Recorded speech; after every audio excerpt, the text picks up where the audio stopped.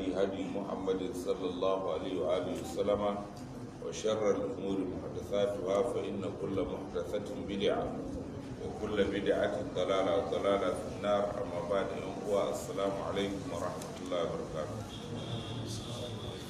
‘Yan uwa masu kallon mu da sauraron mu kai tsaye da waɗanda za su kalle mu ko su saurare mu ta kafofin yaɗa bayanai na zamani. Kuna kallon mu da sauraron mu ne daga wannan masallaci namu mai albarka, masallacin Abdullahi ibn Abbas da ke wannan anguwa ta firar Lagos a fadar jihar Gombe, wanda yau muna 21 ga watan hudu musulunci, hijira na da shekara 1442, wanda ya daidai da 7 ga watan 12 2020. Kamar yadda aka ji labari, abin da ya hada mu a wannan gurin dai shine walima kuma abin da aka sani shine a zo a goge wuya. dai mun ki cin abincin dare da na rana duka, da vitamin C muka sha. kasan malumajirai wasu sai sun hada da vitamin C saboda a dan samu ya dan rana ke a zo a samu abin da za a juya a ci. Babu laifi idan al'umma suka haɗu a guri guda su dan tunatar da junansu. Ba lokaci za mu ɗauka sosai ba, nasaba ne na aure da ƙaninmu ya samu, muka ga ya kamata a zo a haɗu a gabatar da walima, wanda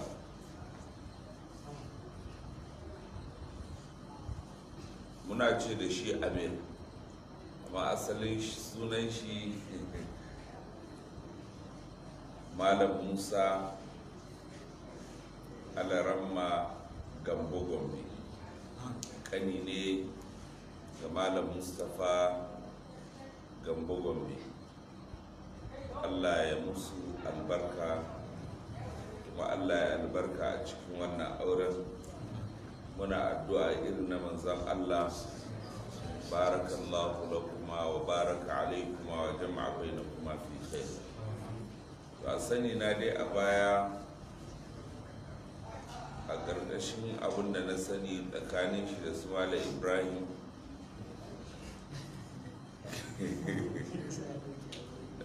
shi ne kamar ciyaman ɗinsu na gauraye. To amma ban sani ba bayan saukan shi wa aka naɗa, saboda amirancin ban san wani amir kuka ba shi ba.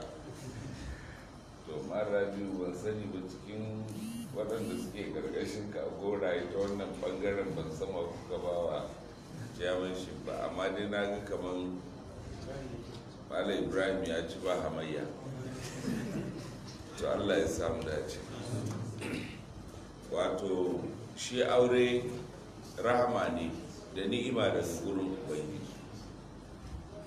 A kullum aure nema masa addu'a ake, kuma aure a kullum fata ake na alkhairi masa, kuma abubuwa ne kaɗan in an kiyaye su sai ga auren ya yi albarka kuma ya ɗauki tsawon lokaci bai samu katsewa ba.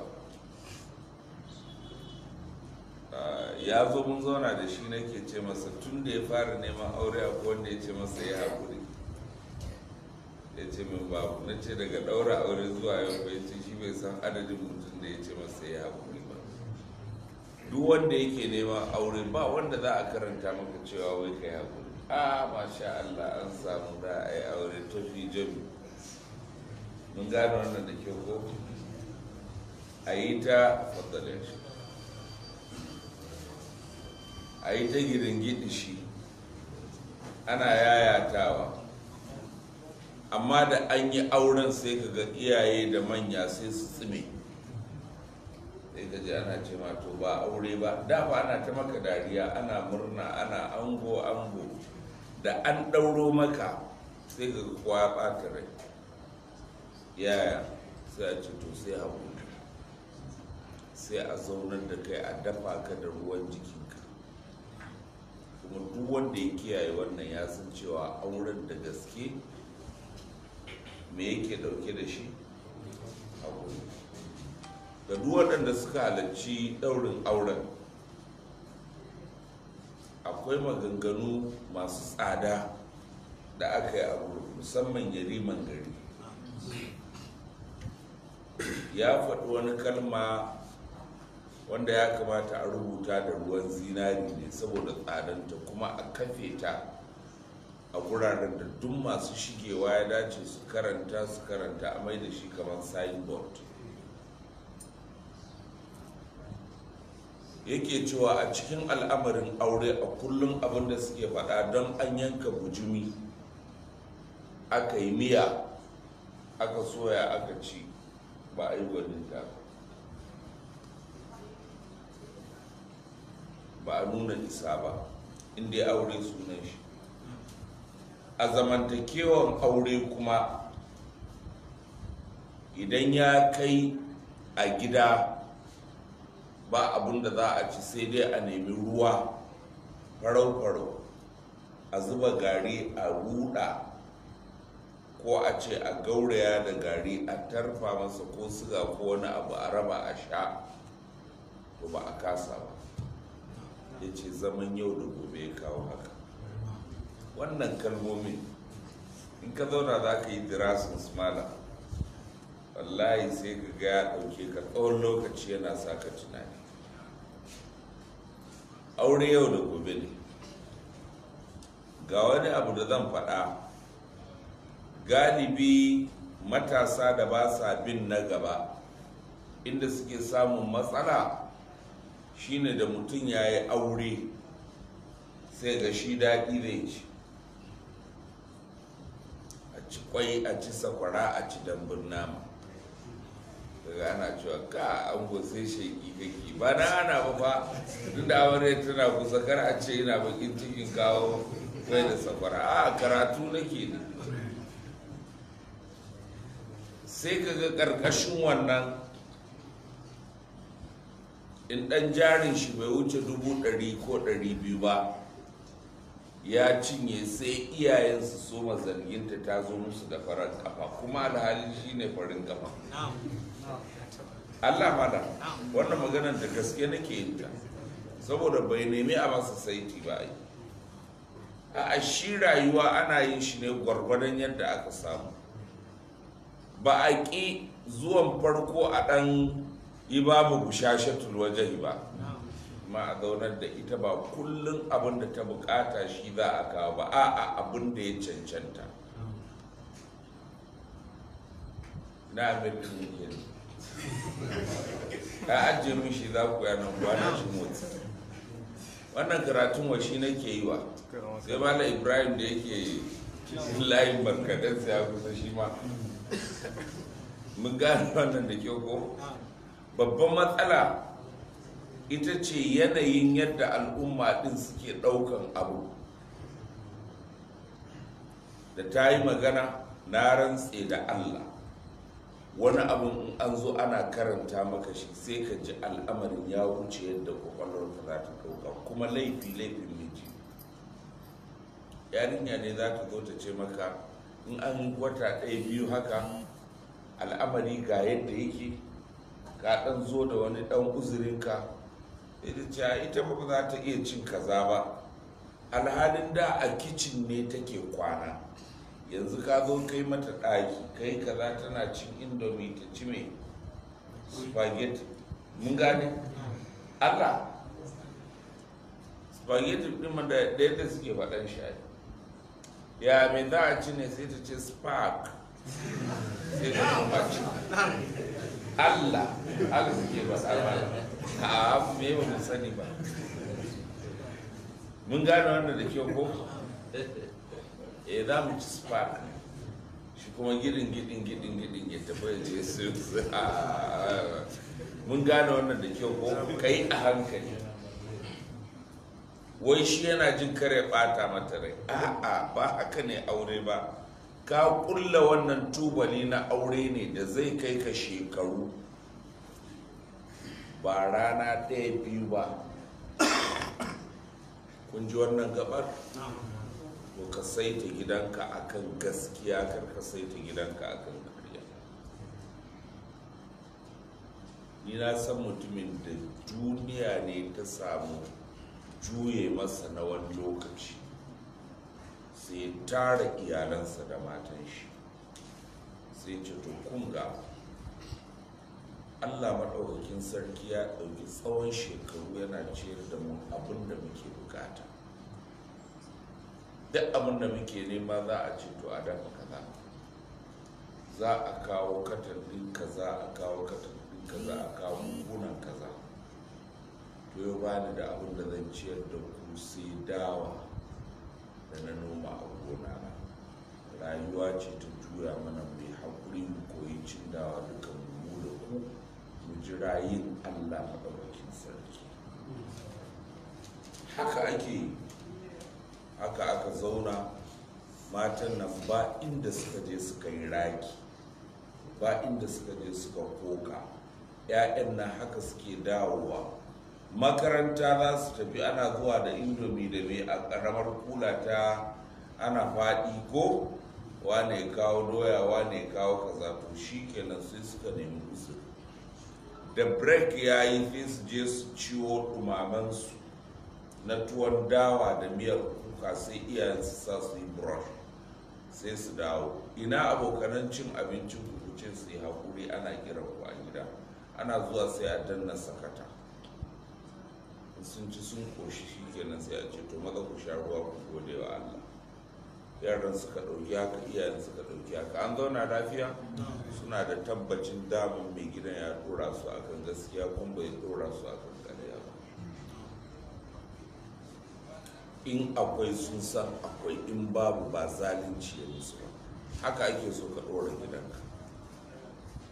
Kun fahimci wannan gaba?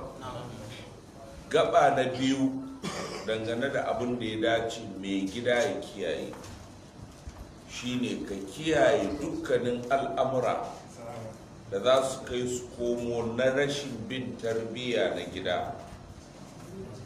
Ina fatan mun gane. To ya zama a tsarin gidanka, to ya zama wannan tarbiyyar za ka yi. A lokacin da ta shigo gidanka ka tabbatar akwai matsaloli, ina fatan mun gane, da ta yi abu da bai dace ba, to there and then ka gaya mata, amma da usulubi mai kyau. Tana yin abu sai ka nuna ta'ajjubinka, mamakinka ga abin da ta yi. Kar ka yi faɗa, kar ka yi komai, ka kira ta a tsorace. Ne ka zauna sai wance ke kika yi kaza, kazan nan ke kika yi shi, to sai hankalin ta tashi. Yau to kaza ai ba matsala ba ne. Ce mata a ni da ina ganin da ina gida da ba na gida ba za a samu matsala irin wannan daga wurin ki ba. Yau wanda ya zo gidan nan me zai fassara ba? Bai ki san kaza din nan kaza da kaza ba ne? To kar ki saki. Ai ba a yin haka ai. Kar ki kuskura. Yanzu ko kannanki ne suka zo gidan nan, suka ji ga abin da kika yi, in suka koma gida suka faɗa wasu mama, za ta ji daɗi mama?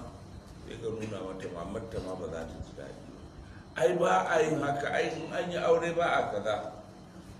Ka saita ta ko baka saita ta? Yanzu ka sa mata wani abu a kwakwalwarta. Wannan abin da ka sa mata shine yanzu duk abin da za ta sai ta auna tukuna. Ai ya ce a ke baki san daga wani irin gida nake ba ne? Ɗaya, ke baki san wannan al'amarin ba a yin shi ba ne? Baki san kaza din nan za yi zamo tozarci wa gidan nan ba? Kina so ki zama yanzu ba ko in ya zo da me zai kalle mu? ai sai ce mata da na auro ma ba ta da tarbiyya, ai ba a yi, ka dora ta akan saiti na gari ke. To da ka ga abu a lokacin ka yi magana. Kwai ga waɗanda suka iya kiwo kwana 5 yake ya sa jijiyoyi in zai harba. In kai kandilin ɗinsa zai baka mai, zai yi ko ba zai yi. Idan ka zo a lokacin da ka ga akwai matsala, ka gyara matsala. Idan ya zama ka auna ka ga duka za su iya fafewa, alama ya nuna sun zuba jiyoji, to duk za su, wanda bai yi ba sai ka cire shi domin bar gurbi ne. Ina fatan mun gani. Amma kai kandili ka tabbatar bai harba ba, to gobe jibi in baka cire shi ba ya fashe, to da waɗanda suke ɗakin da kai da kake ciki ba zai zama maka mai ba, abu ne mai kyau. Zan ba da misali, duk abin da mace ta maka in ba za ka zauna da ita ka gaya mata gaskiya ba, kana ta haɗiyewa, mai kake tarawa? Kuna da bakin ciki. Shi kwanda ba zai yi ba, a kullum yana ƙara kwanaki, yana ƙara tara wari a cikinsa. Idan ka je ka jefar, ka ƙara wa kanka wahala. In ka ce bari ka fasa, ya fi jefarwa wari. Haka ne? Duk lokacin da ya zama mace tana ma abu kana shanyewa, wai kai bari ka bari, bari ka bari, bari ka bari, ran da aka zo tonon silili sai kowa ya ga cewa lalle al'amarin na an cutu da yawa. To amma ka zama wani abu guda ɗaya kai. Shin idan aka ɗauki lemo aka lugwigwita lemon nan, don an yanka lemon ɗaci zai yi ko zaƙi? Zaƙi, saboda me yake cikinsa? To ka zamo haka a gidanka. Duk yadda za a yi maka, kada mummuna ya fito a bakinka, saboda cikinka mai kyau ne. Duk yadda aka wahalar da kai game da al'amarin gida, in an huda da abin da zai fito a matsayinka na mu'mini mai takawa, in za ka aunar da abin da daman cikinka yake ciki, ka aunar da mai kyau, sai a gane cikinka daman mai kyau ne, da haka abin da za ka amayar ma mai kyau.